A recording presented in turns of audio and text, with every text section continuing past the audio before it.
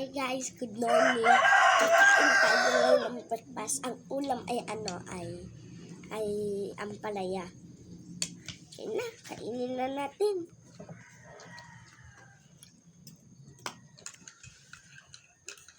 Ulam natin mamaya sa school ay ampalaya din. Parehas lang siya ng aking Baon. baon. Katas.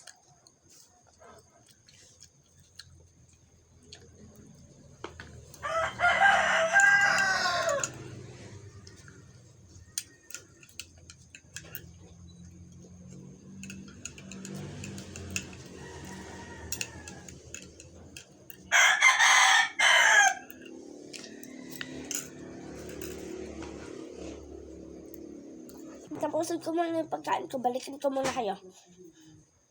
Balikan ko muna.